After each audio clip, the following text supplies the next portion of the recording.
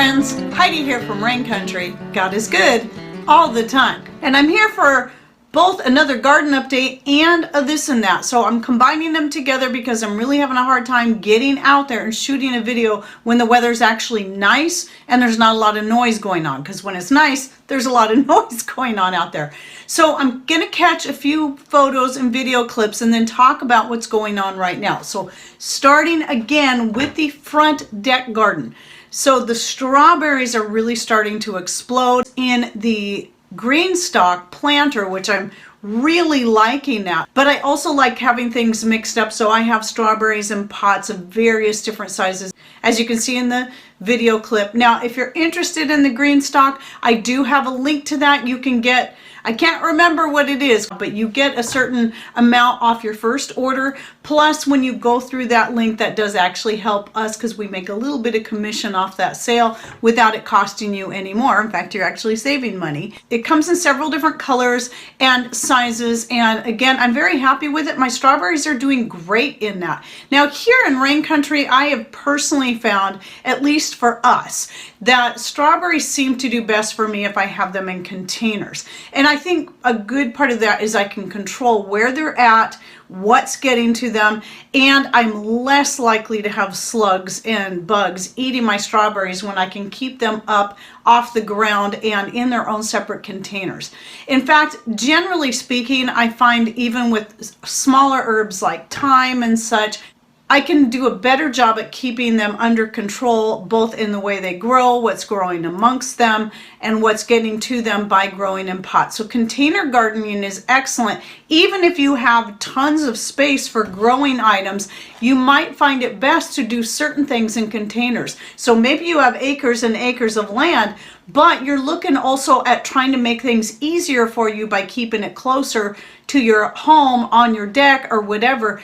You can do a lot with containers. So as you can see in the video clip I've been showing is that I'm just going across that whole front deck garden. So coming around off the deck and to the front part, you can see Patrick did build me a couple more carrot boxes, or boxes I'll just say, because I don't know that I'll do carrots in all of them. In the new boxes we still need to put soil in. Now you might be noticing there's all these grass clippings. Well, we just went out to the property yesterday. Pat had just got it mowed. Then we'll go out there together, rake them into piles and put them in the truck and bring them back and then just spread them on the garden areas. Mostly they go in the front because that's where my rhubarb and my potatoes are, and they love grass clippings. Now, things such as the zucchini that I have out there that's really starting to grow now, I will do kind of a thin layer around those, and that's mostly to keep the soil from drying out. They also, if it's a thick layer, will help kill live grass and weeds that are growing under there, because it will basically suffocate it out, and it feeds the soil as it breaks down. Now coming around to the back deck. So I have this little section. You'll see our old wood stove. I decided I really liked it as more of a deck ornament, and I could put my plants and stuff on there. And the plants that are on there change every year. And it used to be always pansies that were out there, but I've come to the point where you can see I still have a few pansies left. I'm just sort of done with pansies because some years they'll do really great and they'll blow up. But in the more recent years, I have a harder time getting them to last into at least a second year, let alone a third year. And I'm just kind of done having to buy pansy plants every year. And I have not had real success growing them from seed, unless it's seed that dropped from previous year's plants. Sometimes those will do well. So what I've done is I've turned that area more into my little thyme garden and a couple of other things. And it'll probably still morph as things go along. And you can see my honeysuckle. It's in a pot right now, growing right next to it. I bought that last year, and I have the one out front that you would have seen in that previous video. And now it's exploding with flowers. Two reasons I got honeysuckle. One, because, well, three reasons. One, because I love the smell. Two, because it's beautiful. And three, the main reason really is because honeysuckle is very beneficial to the skin. So I was using the pansies. I'm down to the last little bit of pansies that I've dried from the past to make my skin cream out of. And so after these are done, I won't be using the Pansies in my infused oil anymore. I'll be switching over to the Honeysuckle and the Violet Leaves and Flowers. So that's my other little section there, the shelving that Patrick built for the deck. Well, that area does not get a lot of sun, and so I had to pick plants to put in there, and I've started experimenting last year with a few different things that I know don't need a full 8 hours of sun. Well, violet is one of those things. Violets actually do better for us when they're grown in a more controlled and shady area than allowed to grow wild in the yard or in the driveway. In fact, the reason the violets appeared in our yard in the first place is they started growing underneath the travel trailer we had parked out front, where it got no sun, and they were really healthy under there. Once we moved that travel trailer out of there, the violets, they're still there, but they're really tiny. So what I've been doing is digging them up a little at a time and moving them into those pots that you'll see, and they have just done great. A couple of the bigger ones were from last year when I did that, and then this year I moved even more since after watching them and see how well they do. So they're pretty much done blooming, but I'm getting lots of leaves. So a lot of your skin benefiting properties are not just in the flowers on your violets, but they're also in the leaves. And violets and pansies are related. They're both in the viola family. So you're going to find very similar benefits to both. And violets are something that are perennial. They're always going to keep coming back. Those in the honeysuckle are going to be the things that replace the pansies that I used to use in my skin cream. Now moving on, here's a video clip. You can see my grapevines. And yes, again, it's very wet out there and dark. And they've really started to explode. They're on time. They're always on time. No matter what our weather does, the grapevines always seem to do the same thing every year. Unlike my blueberries that these past 2 years have been very late and are looking very poor. Despite me getting the blood meal in there and keeping them piled with grass clippings, I think they're just getting to the point where they might need to go into the ground. They've been out there for like 7 years, I think, in those pots and given us lots of blueberries. But then the other thing just being this weird cold weather we keep having. So last week we had a day that felt like a hot August day. It was hot. It's crazy how this happens. Today, it's really cold in the house. In fact, as soon as I finish this video, I'm going to go ahead and go build a fire because it's very cold. So though the temperature changes this time of year are not abnormal for us, the extremes in the temperature changes that we've had for the past 2 years have been weird. And I think that's what's been really taken a toll on things like my corn. None of the corn I planted out back has germinated, none of it. And then the red corn that I started this year in the greenhouse, it's the only thing growing as far as corn goes. But that's okay. I was prepared for this because of what happened to me last year.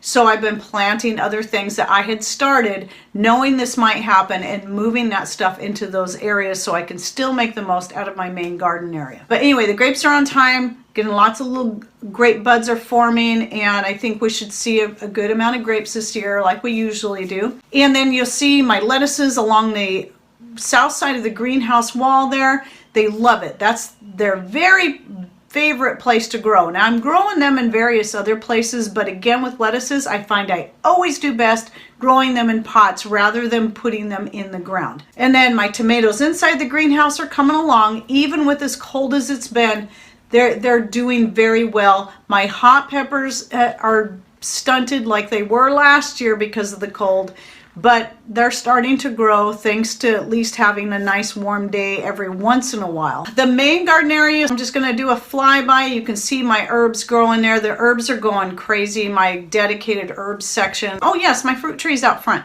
So far my cherries, the few cherries I have on our little baby cherry trees are still hanging in there. I didn't lose them like I did last year. And I have some quinces that look like they're going to hang in there. Some I've lost, they've shriveled up, but it looks like I'll at least get more than I did that very first year on the quince tree.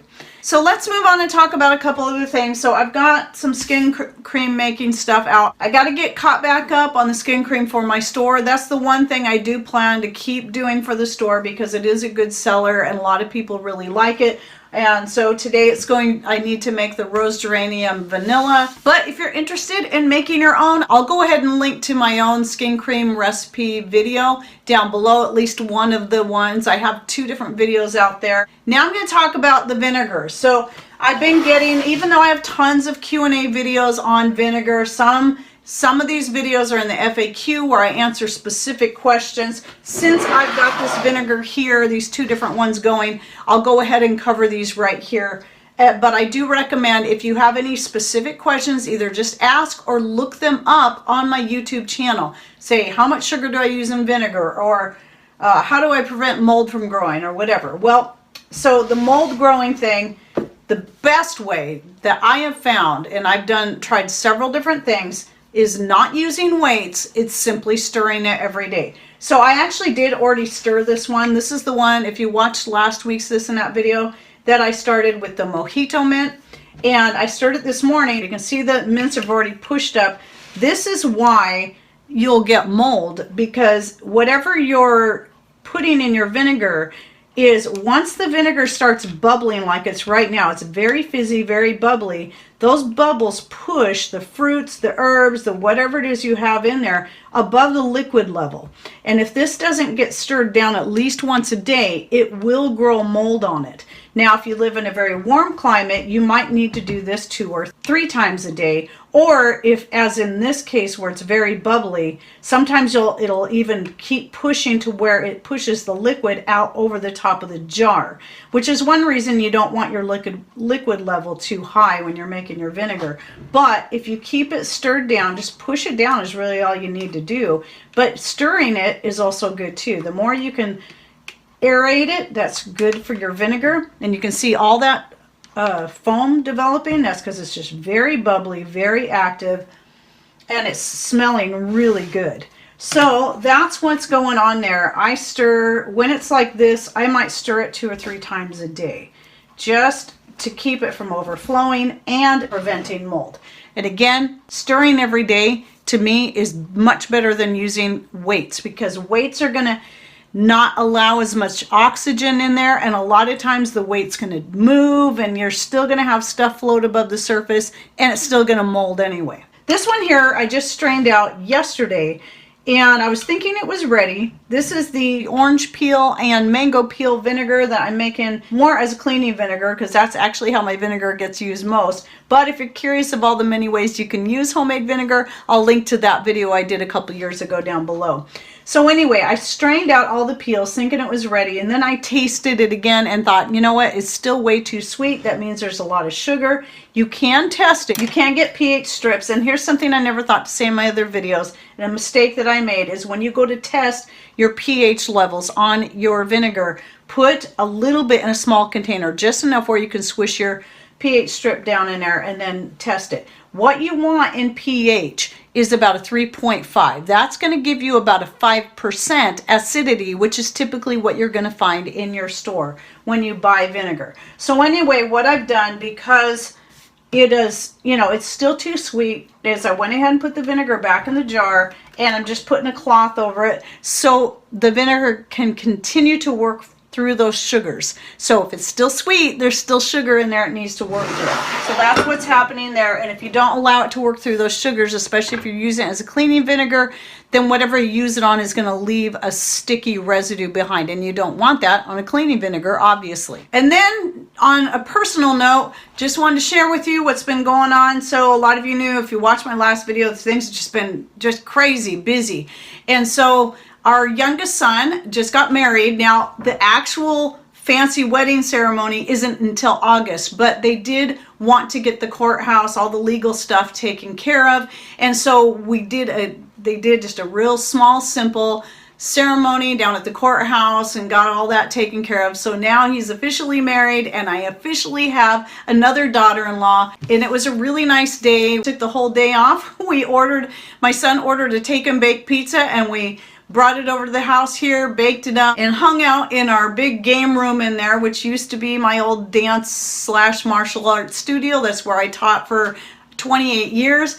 we've got all kinds of games and stuff set up in there. It's also my workspace. It's also where I sew skirts, and it's also our extended dining room area. So we hung out in there and we watched a movie and we played games and just all took the day off and just had a good time. So at least that part's done. Now I got to get busy. I got to do some alterations to Marlene's dress. I've got to hem Patrick's pants. Now with that being said, I want to say this about the skirts. I am still getting messages all the time about the skirts, and I know in a more recent video where I talked about the skirt making, I said I'm just down to doing custom orders now. Well, I've got to put all that on hold now too. That's going to have to, I'm going to finish up the current custom orders I have going, and I'm not going to do any more skirts or aprons until after the wedding in August, and maybe not even till later in the fall. Once things kind of settle down and our life just gets back to normal again, whatever normal is, I don't know. And then I'll see. I probably won't be doing custom orders though, because I have a ton of fabrics I've got to work through, and every time somebody wants something specific, I got to order more fabrics, and then I end up with all this fabric that I still need to work through. So I'm going to be doing my own designs and colors and then getting them up on the store as soon as I have time to do that, and then seeing how things go down the road.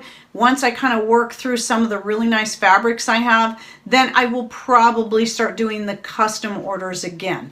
So just to let you all know, that's what's happening there. And no, you won't see any skirts or aprons on my store, at least for a few months. Okay, well, that's my garden update and my this and that video for the week. Thanks for watching. Take care and God bless.